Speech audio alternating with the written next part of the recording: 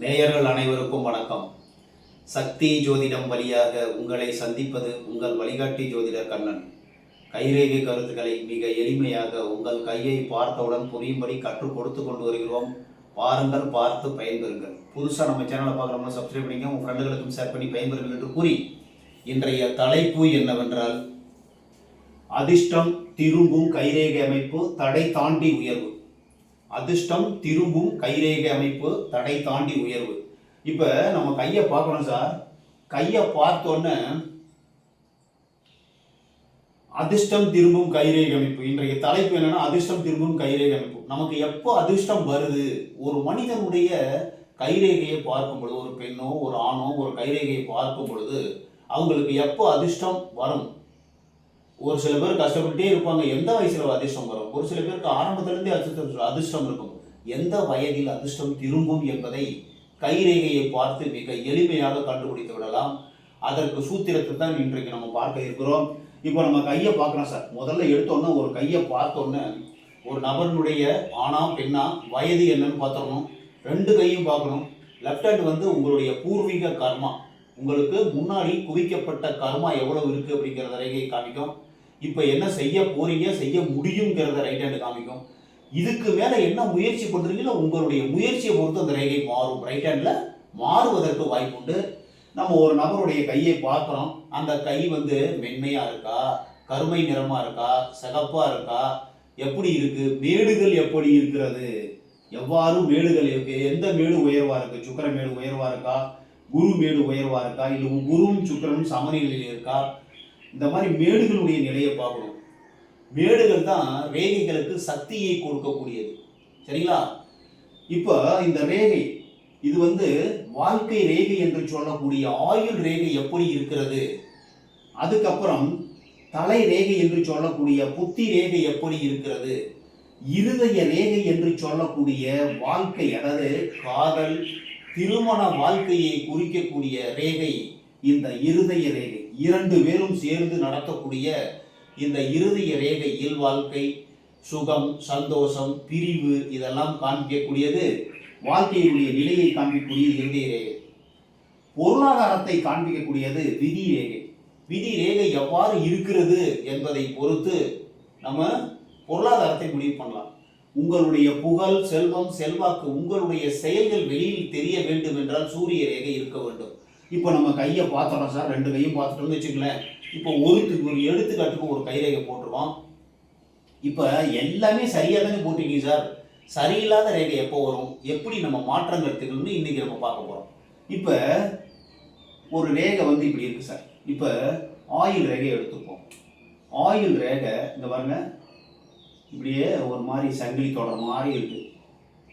ஒரு 25-30 வயசு வரைக்கும், 30-35 வயசு வரைக்குமே சங்கிலி தொடர் மாதிரி இருக்குன்னு வச்சுங்க. அந்த 30 வயசு வரைக்கும் ஏற்றத்தாழ்வு என்ன சார் செய்யும்? ஆயுள் ரேகையில, வாழ்க்கை ரேகையில இந்த மாதிரி சங்கிலி தொடர் அமைப்பு இருந்தா உடம்பு அப்பைக்கப்ப சரியில்லாம ஆகும். அதுக்கப்புறம் ரேகை நல்லா இருக்கு பார்த்தீங்களா? இந்த மாதிரி இருக்கும்போது அந்த 30 வயசு வரைக்கும் உடம்பு சரியில்லாம ஆகும். அடிக்கடி உடம்பு சரியில்லாம ஆகிட்டு இருக்கும். அதுக்கப்புறம் தான் உடம்பு நல்லா இருக்கும். உடம்பு நல்லா இருக்கும் போது தான் மனசு நல்லா இருக்கும். மனசு நல்லா இருக்கும் போது தான் வேலை செய்யணும்னு எண்ணம் தோணும். 30 வயசு வரைக்கும் உடம்பு சரியில்லை, அதுக்கப்புறம் உடம்பு நல்லா இருக்கு அப்படி இருந்ததுன்னா. இப்போ புத்தி ரேகை எடுத்துப்போம். தலை ரேகை என்று சொல்லக்கூடிய புத்தி ரேகையில இந்த இடத்துல ஒரு தீவு இருக்கு சார். இந்த இடத்துல ஒரு தீவு இருக்கு. தீவுனா உங்களுக்கு தெரியும், நிறைய பேர் நம்ம காணொலியை பார்க்கறவங்களுக்கு தெரியும். இந்த மாதிரி தீவு இருக்குன்னு வச்சுங்க. இந்த வயதில் கிட்டத்தட்ட ஒரு 25, 30, 35, 40 வயசு வரைக்குமே, 35லேருந்து 40 வயசு வரைக்குமே உடம்புல மனசு சரியில்லாம போறதுக்கு வாய்ப்பு இருக்கு. ஏன் மனசு சரியில்லாம போகுதுன்னா, ஒன்று தாரம், அதாவது திருமண வாழ்க்கையில மனைவிக்கு பிரச்சனை, காதலில் பிரச்சனை வரும், இல்லைன்னா பொருளாதார பிரச்சனை. இது ரெண்டு தான் மெயின் பிரச்சனை. மிச்சம் எல்லா பிரச்சனையும் இருக்கு. இருந்தாலும் ஒன்று பெண்கள் மூலமாக, ஆண்களாக இருந்தால் பெண்கள் மூலமாக, பெண்களாக இருந்தால் ஆண்கள் மூலமாக காதல் தோல்வி வந்தால் இந்த மாதிரி விதி இந்த புத்தி ரேகையில தீவு வரும். இல்லைன்னா பொருளாதார சிக்கல் வந்ததுன்னா புத்தி ரேகையில தீவு வரும். சின்னதாக இருந்ததுன்னா கொஞ்ச நாள், ஒரு 6 மாதம், 1 வருஷம். பெருசாக இருந்ததுன்னா 3 வருஷத்துலேருந்து 5 வருஷம் வரைக்கும் பிரச்சனை ஏற்படுவதற்கு வாய்ப்புண்டு. மனம் குழம்பி இருக்கும், என்ன பண்ணுறதுனே தெரியாது. அப்படி இருக்கும்போது அந்த வயசுக்கு மேலே தான் உங்களுக்கு விதி புத்தி ரேகை நல்லா இருக்கு. அந்த புத்தி வந்து நல்ல வேலை செய்ய ஆரம்பிக்கும் அப்படிங்கிறத தெரிஞ்சுக்கணும். புத்தி வேலை செய்ய ஆரம்பிக்கும் போது தான் வேலையை நீங்க செய்ய முடியும். இப்ப விதி ரேகை கீழே இருந்தா நம்ம போட்டிருக்கோம். இப்ப இந்த புத்தி ரேகையில இருந்து தான் போட்டிருக்கோம். அப்ப 30 வயசுக்கு மேலதான் உங்களுக்கு வருமானமே வர ஆரம்பிக்கும். அதுக்கு முன்னாடியே இப்படி கோணி கோணி இருக்கு, இல்லைன்னா ஒரு தீவு மாதிரி இருக்கு, ஒரு மாதிரி சங்கிலி மாதிரி இருக்கு. இப்படி சங்கிலி மாதிரி இருக்கும். சங்கிலினா உங்களுக்கு தெரியும், இப்படி பிணைப்பு உங்களுக்கு பெருசாக போட்டிருக்கேன், இது சின்னதாக இருக்கும், சின்னதாக இருக்கும். இந்த மாதிரி ரேகை இது வரைக்கும் வருதுன்னு வச்சுங்க. அப்போ வருமானம் நின்று நின்று வரும், தடைப்பட்டு வரும். இப்படி தடை கோடு இருக்கு சார். இப்படி தடை கோடு இருக்குன்னா ஊர் விட்டு ஊர் போகிறது, வேலை விட்டு வேலை மாறுறது, வருமானத்தில் வந்து நிலையில்லாத வருமானம், இந்த மாதிரி கோணலாக போகிறது. இப்படி இப்படி இங்கே சந்திரன் இப்படி கோணலாக போய் இப்படி போகும். இந்த மாதிரி கோணலாக பெண்டு வருது, இந்த மாதிரி விடுபட்டு இருக்கு, இந்த மாதிரி இந்த ரேகையே விடுபட்டு இருக்கிறது, இந்த தடை கோடு வர்றது, இது எல்லாமே இந்த மாதிரி சங்கிலி மாதிரி வர்றது, இது எல்லாமே வருமான தடை, நிரந்தர வருமானம் இல்லாத நிலை. விதி ரேகையில புத்தி ரேகையிலிருந்து நல்ல ஒரு எடுத்துக்காட்டு தான் இது. உங்க கையை பாருங்க. எப்ப அந்த விதி ரேகை நன்றாக இருக்கிறதோ அந்த வயதை பார்க்க வேண்டும். அந்த வயதில் இருந்துதான் உங்களுக்கு அதிர்ஷ்டம் திரும்பும், வருமானம் நல்லபடியா வரும். ஆழமான விதி ரேகை நான் போட்டிருக்கேன் பாருங்க. புத்தி ரேகையிலிருந்து ஆழமான விதி ரேகை வருகிறது. அந்த விதி ரேகை ஆழமாக நல்ல அழுத்தம் திருத்தமா எப்பொழுது வருகிறதோ, எந்த வயதிலிருந்து வருகிறதோ அந்த வயதில் இருந்து உங்களுக்கு வருமானம் உயர்வு, அதிர்ஷ்டம், உங்களுடைய கர்மா அப்படி இருக்குன்னு நீங்க தெரிஞ்சுக்கணும். ஈஸியா எளிமையா நீங்க புரியுற மாதிரி சொல்லி கொடுத்துருக்கேன். இப்போ இந்த புத்தி ரேகை போட்டுரும். இப்போ இந்த புத்தி ரேகையில சார் இந்த பாதியிலிருந்து தான் உங்களுக்கு விதி ரேகை ஆரம்பிக்குது. அப்போ 40 வயசுக்கு மேல இன்னும் இந்த இறுதி ரேகைனா 50 வச்சுக்கோங்க. இப்போ 40 வயசுக்கு மேலதான் உங்களுக்கு விதி ரேகை, வருமானம், வேலை வாய்ப்பு கிடைப்பதற்கு வாய்ப்புண்டு, நல்ல ஒரு உயர்வு. இப்ப நிறைய பேருக்கு பார்த்தோம்னா இந்த சூரிய ரேகை இந்த இறுதி ரேகைக்கு மேலதான் இருக்கும். நிறைய பேர் நான் பார்த்த வரைக்கும் இறுதி ரேகைக்கு மேலதான் இந்த சூரிய ரேகை இருக்கும். காரணம் என்ன சார்? சின்ன வயசுல இருந்து கஷ்டம், துன்பம், இடம் விட்டு இடம் போறது, ஊர் விட்டு ஊர் போறது, தொழில் மாத்துறது எல்லாம் வந்து முடிஞ்சு 50 வயசுக்கு மேலதான் இந்த சூரிய ரேகை வருது.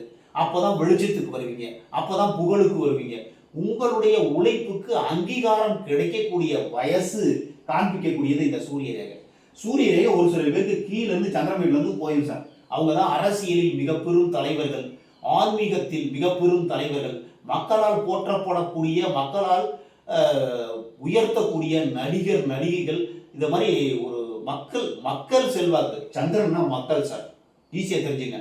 மக்கள் மூலமா வாழ்க்கையில உயரணும்னா, புகழ் வரணும்னா சந்திரமேட்ல இருந்து விதி ரேகை ஆரம்பிக்கணும். மக்கள் மூலமா தொழில், பேச்சுத்துறை மூலமா தொழில், பேசி வாழ்க்கையில் முன்னுக்கு வரவங்களுக்கு சந்திரமேட்ல இருந்து விதி ரேகையே போகும் சார். வாழ்க்கை ரேகை என்று சொல்லக்கூடிய ஆயுள் ரேகை நல்லா இருக்கான்னு பார்க்கணும். வாழ்க்கை ரேகை, ஆயுள் ரேகை. இந்த புத்தி ரேகை தலை ரேகையில் ஏதாவது தீவு வெட்டு துண்டு வரும்போது மனம் பாதிக்கப்படும், செயல் இழந்து போயிடும், குழப்பம் வந்துடும். இப்ப இந்த விதி ரேகையில ஏதாவது ஒரு எங்க ஆரம்பிக்குதுன்னு பார்க்கணும், எங்க முடியுதுன்னு பார்க்கணும். சந்திரமேட்ல முடிஞ்சதுன்னா மக்கள் செல்வாக்கு மூலமா, இல்லைன்னா பிரயாணம். சந்திரனா பிரயாணம் இல்லையா, ஊர் விட்டு ஊர் போய் வெளிநாடு போய் சம்பாதிக்கிறதுக்கு வாய்ப்பு இருக்கு. அந்த ரேகை வந்து நல்ல வளைவு, நெளிவு இந்த மாதிரி இல்லாம, சங்கிலி தொடர்பு இல்லாம இருந்து நல்ல வருமானம் வரப்போகுது. விதி ரேகையை பாருங்க. எந்த வயசுல இருந்து கீழே இருந்து இங்க வரைக்கும் 70, 75 வச்சுங்களேன். எந்த வயசுல இங்க இது வந்து 30, இது 50, இது 50ல இருந்து இது 70, 75 வச்சுங்களேன். இப்படிதான் அவங்க கணக்கு பண்ணணும். இந்த எந்த வயசுல உங்களுக்கு விதி ரேகை சங்கிலியா இருக்கு, இல்ல தடைபட்டு இருக்கு, விடுபட்டு இருக்கு, இது மாதிரி இருக்குதுன்னா அந்த வயசுல வருமான தடை ஏற்படும். எந்த வயசுல இருந்து இந்த விதி ரேகை நல்லா வருதோ அப்பதான் வருமானமே நல்லா வரும்.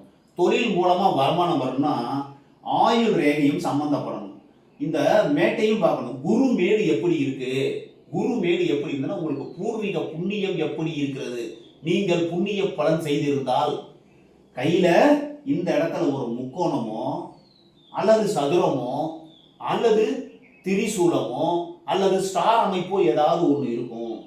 குரு மேட்டில் இருந்தால் உங்களுக்கு உயர்ந்த பதவிக்கு உங்களுக்கு தகுதி இருக்கிறது. பூர்வீக புண்ணியம் செய்திருக்கிறீர்கள், நீங்க செஞ்சிருக்கணும், இங்க உங்க முன்னோர்கள் செஞ்சிருக்கணும். அந்த மாதிரி இருந்ததுன்னா அந்த பலன் வரும். இந்த குரு மேடு நல்லா இருக்கும்.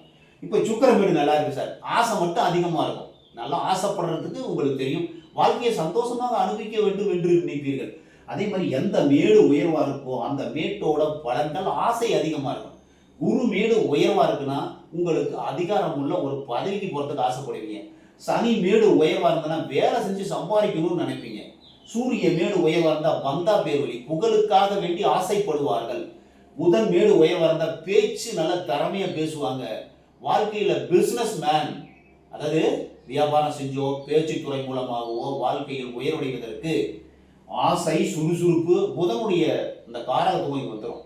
புதன் நல்லா இருக்காரு, அளவுக்கு அதிகமாக உச்சமா இருக்காருன்னா நல்ல புத்திசாலித்தனம், எப்படி வேணாலும் பிறண்டு உருண்டு வாழ்க்கையில முன்னுக்கு வந்துருவாங்க. பேசி மடக்கக்கூடிய நபராக இருப்பதற்கு வாய்ப்புண்டு. செவ்வாய் சேவை சார்ந்த துறை, சந்திரன் வெளிநாடு, வெளியூர், பிரயாணம் இந்த மாதிரி இருக்கிறதுக்கு வாய்ப்பு இருக்கு. மக்கள் செல்வாக்கு. சுக்கரன் ஆசை, காதல், காமம், வண்டி, வாகனம், சொத்து பத்து இதெல்லாம் கொடுக்கக்கூடிய ஆசையை அனுபவிக்கக்கூடிய, எல்லா ஆசைகளையும் அனுபவிக்கக்கூடிய மேடு சுக்கரமேடு. சுக்கரமேடு எவ்வாறு இருக்கிறது என்பதை ஆசையை அனுபவிக்க பிறந்தவர்கள் அப்படின்னு நான் தெரிஞ்சுக்கணும். இதே மாதிரி தான் ஆயுள் ரேகையை பார்க்கணும். வாழ்க்கை ரேகை எப்படி இருக்கிறது, வெட்டு துண்டு தீவு எந்த வயசில் வருதோ அந்த வயசில் உங்களுக்கு பிரச்சனை வரப்போது, உடம்பு பாதிக்கப்படும் சார். இப்போ ஒரு சில பேருக்கு என்ன ஆகும், இந்த வயசில் அதாவது கிட்டத்தட்ட 50 வயசுக்கு போல இந்த புதன் ரேகை போயிட்டு அந்த ஆயுள் ரேகையை வெட்டுது சார். வெட்டுது இல்லைன்னா விடுபடுது, இதுக்கு இந்த பக்கமே இல்லைன்னு வச்சுங்களேன், அதோட உங்களுக்கு ஆயுள் முடிஞ்சு போச்சு அப்படின்னு அர்த்தம் இல்லை. இருந்தாலும் செயல்பட முடியாத நிலை. இந்த ஆயுள் ரேகை இல்லைன்னா உயிர் போயிடும், செத்துக்கணும்லாம் கிடையாது. ஆயுள் ரேகை இல்லைனாலும் இருப்பீங்க, வீட்டுக்குள்ளே நடமாடுற சக்தி கம்மியாகும். இது சக்தி ரேகைன்னு சொல்லுவோம். இந்த சக்தி ரேகை கம்மியாகும். இப்போ இந்த வயசுல உடம்பு சரியில்லாம ஆகும் சார். பெரிய மேஜர் ஆப்ரேஷன் பண்றது, பெரிய ஆப்ரேஷன் பண்ற, வயிற்றுல ஆப்ரேஷன், கல் இருந்து ஆப்ரேஷன் பண்ணுவாங்க, இல்லைன்னா ஏதோ ஒரு கிட்னி ஏதோ ஒரு பிரச்சனையில ஆப்ரேஷன் பண்றக்கூடிய இந்த ரேகை வியாதியை உண்டு பண்ண, வியாதியை கொடுக்கக்கூடிய ரேகை புதன் ரேகை. வருமானத்தையும் கொடுக்கும், நல்ல திடீர் அதிர்ஷ்டம், உடம்புல நிறைய வருமானம் வரும். ஆனா இந்த வியாதி ஆப்ரேஷன் இது மாதிரி வரணும்னா, உங்களுக்கு தொல்லை வரப்போகுதுன்னா இந்த புதன் ரேகை போயிட்டு ஆயுள் ரேகையை வெட்டுற இடத்துல அதுக்கப்புறம் நீங்க இருந்தாலும் செயல்பட முடியாத நிலை. ஒரு மாதிரி வீட்லயே அப்படியே சொல்லிக்கிட்டு அப்படியே இது பண்ணிட்டு இருப்பீங்க. நீங்க எந்த வேலையும் செய்ய முடியாத சுச்சுவேஷன் வரது கூட வாய்ப்பு இருக்கு. இந்த ஆயுள் ரேகை இல்லைன்னா பலம் இல்லாத நிலை. இந்த புதன் ரேகை சந்திரமேடுல இருந்து போயிடுச்சுன்னு வச்சுக்க, புதன் ரேகை மிகவும் சிறந்த அமைப்பு. வெட்டு துண்டு இல்லாமல் இருக்கணும். அதுலேயும் வளைவு நெளிவு இருந்ததுன்னா பிரச்சனை, வியாதி வரத்துக்கு வாய்ப்பு இருக்கு. மோஸ்ட்லி செரிமான கோளாறு வரத்துக்கு வாய்ப்பு இருக்கு. இப்போ புதன் மேட்டில் ரேகை இருக்குதுன்னு வச்சுங்க, புதன் மேட்டில் நல்ல ரேகை இருந்தால் பணத்தை சேமிக்கக்கூடிய ஒரு நல்ல நிலை உருவாகும். அதே மாதிரி தான் நிறைய அதிர்ஷ்ட குறிகள், குரு வளையம். அதே மாதிரி இந்த அருள் ரேகை, உள் உணர்வு ரேகை, ஒருத்தரை பார்த்தோன்னா மனசுல என்ன இருக்குதுங்கிறத தெரிஞ்சுக்கிறது. அதே மாதிரி தான் மணி ட்ரையாங்கல், அதாவது இப்போ நம்ம விதி ரேகை வருது, இந்த பக்கம் புதன் ரேகை, இது விதி ரேகை.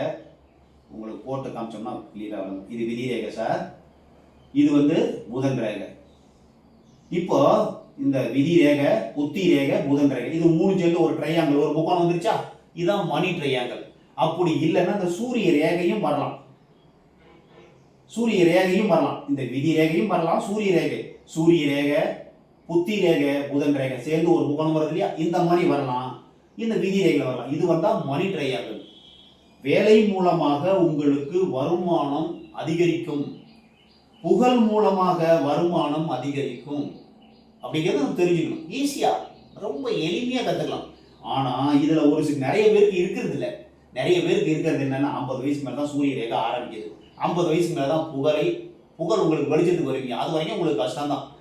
எந்த வயசுலேருந்து விதி ரேகை ஆரம்பிக்குதுன்னு பாருங்க. நல்ல தெளிவாக இருக்கா விதி ரேகை. ஒரு சில பேருக்கு மங்கி இருக்கும், இப்படி விதி ரேகை இருக்கும், அது கீழே இருந்து இருக்குன்னு வச்சுங்க, லைட்டாக இருக்கும். அதுக்கப்புறம் என்ன ஆகும், விடுபட்டு இருக்கும், அப்புறம் நல்ல திக்காக இருக்கும். எந்த வயசுலேருந்து உங்களுக்கு திக்காக இருக்கும் அந்த வயசுலேருந்து வருமானத்தில் தடை இல்லாமல் இருக்கிறதுக்கு வாய்ப்பு இருக்குது. ஆயுள் ரேகை சம்மந்தப்பட்டு விதி ரேகை வருதுன்னா சுய உழைப்பு, உங்கள் குடும்பத்தில் சப்போர்ட் பண்ணுவாங்க. வேலை தொழில் 2-3 வருமானம் வரத்துக்கு வாய்ப்பு இருக்குது. 2-3 விதி ரேகை இருந்ததுன்னா 2-3 வருமானம், மனைவி மூலமாக வருமானம், கணவர் மூலமாக வருமானம், பிஸ்னஸ் மூலமாக வருமானம், வேலை மூலமாக வருமானம், அது மாதிரி 2-3 வருமானம் வரதுக்கு வாய்ப்பு இருக்குது. விதி ரேகை வருமானத்தை கொடுக்கக்கூடியது, அது தடை இல்லாமல் இருக்கணும், அப்போ தான் வருமானம் வரும். இல்லைன்னா தடைப்பட்டால் வருமானம் போயிடும் சார். வருமானத்தில் பிரச்சனை வரும், சண்டை சச்சரவு வரதுக்கு வாய்ப்பு இருக்குது. செவ்வாய் மேட்லேருந்து ரேகை வந்தாலே செவ்வாய்னா கோபம், ஆத்திரம், சண்டை சச்சரவு, அதில் கிராசிங் கோடு வந்ததுன்னா ஆயுள் ரேகை வெட்டும்போது மரணம், அது சண்டை சச்சரவுலாம் பிரச்சனை வரதுக்கு வாய்ப்பு இருக்குது. இப்படி தான் நம்ம கையை பார்க்கணும். அதிர்ஷ்டம் திரும்பும் கைரேகை அமைப்புனா எந்த வயசில் விதி ரேகை வருது அப்போ தான் வருமானம், அதிர்ஷ்டம் திரும்பும். அதே மாதிரி சூரிய ரேகை வரும். சூரிய ரேகை எந்த வயசில் வருது அப்போ தான் உங்களுடைய புகழ் வெளிச்சத்துக்கு வரும். உடம்பு நல்லா இருக்கணும், ஆயுள் ரேகை நல்லா இருக்கணும், மனசு நல்லா இருக்கணும், புத்தி ரேகை நல்லா இருக்கணும், இறுதி ரேகை நல்லா இருந்ததுனால குடும்பம் நல்லா இருக்கும். இறுதி ரேகை ஒரு சங்கிலி அமைப்போ இப்போ ஒரு சில பேருக்கு இது வரைக்குமே பாதி வயசு வரைக்குமே எப்படி சங்கிலியாக இருக்கும்.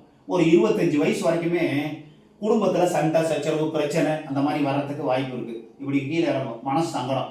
அதுக்கப்புறம் நல்லா இருக்குன்னு வச்சுங்க. ஒரு 30 வயசுக்கு மேலே கல்யாணம் பண்ணி அதுக்கப்புறம் வாழ்க்கையில் நல்ல ஒரு சிறப்பான ஒரு இல்லறம் நடத்துவதற்கு வாய்ப்பு உண்டு. இப்படித்தான் நம்ம கண்டுபிடிக்கணும்.